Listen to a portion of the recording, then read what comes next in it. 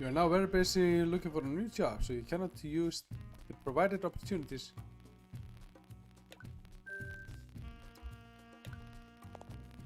I got fired!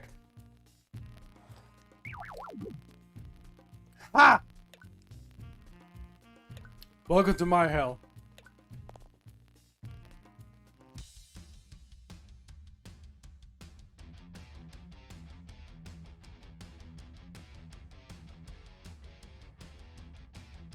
Hello everybody, welcome to Sjoher Reviews with me, Sjoher, where I pay for mobile games and check them out so you don't have to. Today's game is CashFlow, or CashFlow the investing game, or some other variations of it. It's called different things depending on where you search for it. Why? I have no idea. But what is CashFlow? That's a really good question. And I had no idea once I started playing it. But apparently, it's a board mobile game where you must stay on top of your finances and, you know, basically just get cash flow into your settings and stuff like that, so you can chase your dreams for millions and millions and billions of dollars. Today we're gonna rate cash flow based on playability, microtransactions, length, design, and finally, how fun the game actually is. Playability. Usually in playability, we take a look at the intro section of the game. So, you know, if you're coming in fresh, that's that the game tells you basically what to do. This game just straight up throws you to the deep end. Which, in a lot of ways, is actually good, because that's the best way to learn how the game functions. However, this one doesn't even have a tutorial system or a hint system or anything. Buying one share for 20.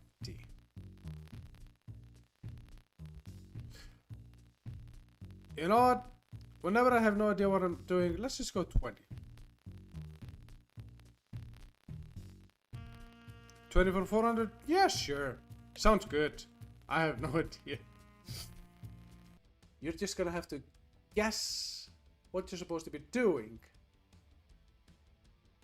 And I mean, I guess it's pretty straightforward. You just roll a dice, number comes up, you move your character based on that, but the Y stops on certain spots and not others before continuing.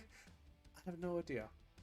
And the game doesn't specifically tell you why.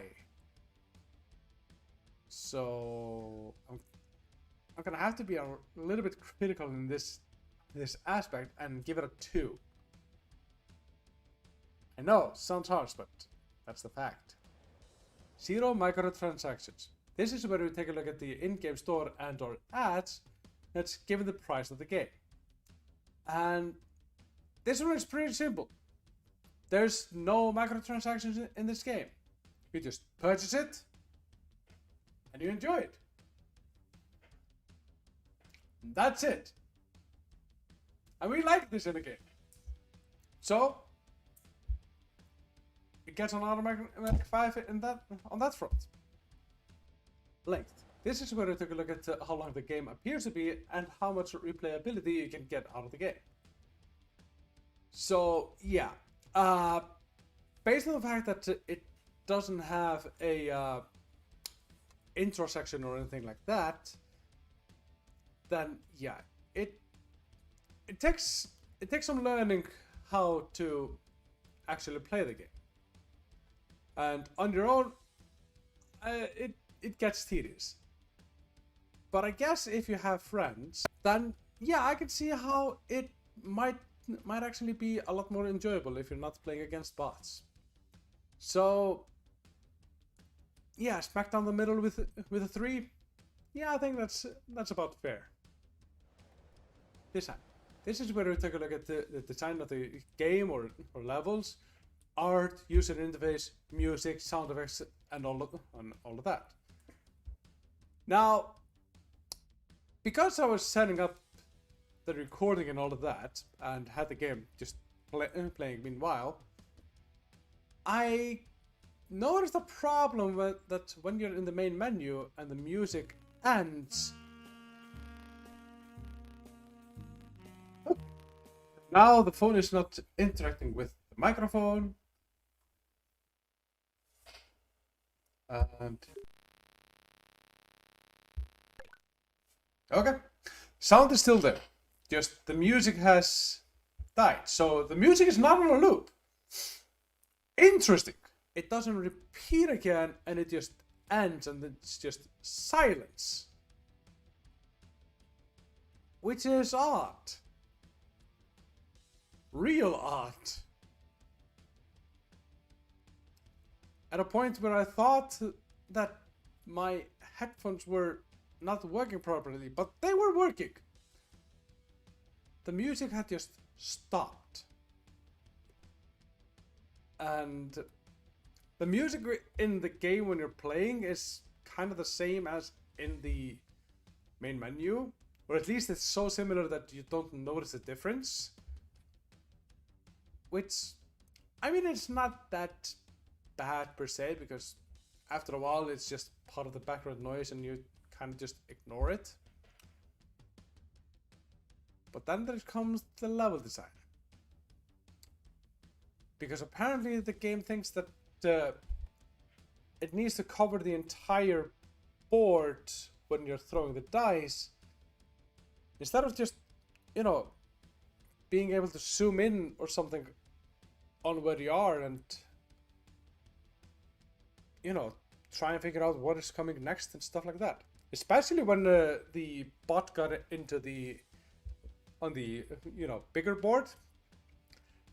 That's where it became a real issue, because it zooms out so much that you really can't see what's gonna happen. Unless you have a magnifying glass. And a pair of glasses. Under a microscope. Then maybe you can read out something. So, yeah. Not a great design. I would recommend designing this just entirely again. Maybe keep the music and the sound effects. But yeah, it was not that pleasant. So again, I'm gonna have to give it a 2. But this is where we took a look at how fun the game actually is. For a newcomer that doesn't know how the board game works or anything like that, yeah, you're not gonna have a huge fun on this one. Second go, third go, fourth go, maybe. I mean, it's probably the same with Monopoly. If you don't know the rules of Monopoly, you're gonna have a terrible time the first 3-4 times, something like that. If you give it a try and actually play it a few times, then yeah, you can probably get into it and, you know, work out some strategies and stuff like that. So yeah, because I didn't understand the game, have never played it before or anything like that, neither the board game nor the computer game, the experience of the game wasn't that great, to be honest. I'm gonna have to be a little bit harsh and give it a 2 on this front as well. Overall, this means that this game gets 14 points out of 25, which rounds out to 2.8. And I mean, I've been harsh, probably sometimes a little bit more harsh than I should be, so let's pump it up to 3. So that's it for today. Don't forget to like, subscribe, share, you know the drill, and I will catch you later. Take care, everyone. Bye bye.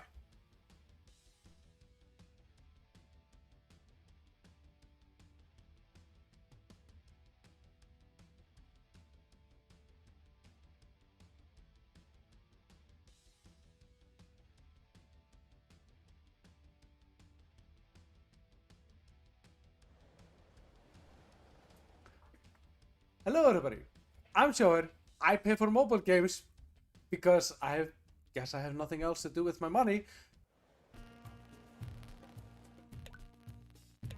Yeah.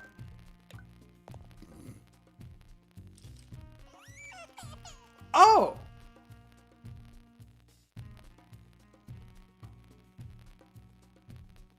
I guess I have a baby. I guess I have a baby. Not sure how I feel about that, but I guess I have it nonetheless.